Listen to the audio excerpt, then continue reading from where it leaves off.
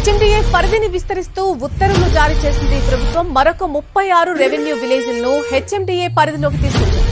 దీంతో హెచ్ఎండిఏ పరిధిలోకి 11 జిల్లాల్లోని 104 మండలాలు 1355 గ్రామాలు చేరుకున్నాయి. ఏ గ్రామాలు హెచ్ఎండిఏ పరిధిలోకి వచ్చాయో, నోటిఫికేషన్ పరిధిలోకి వచ్చాయో ప్రభుత్వం తెలిపింది.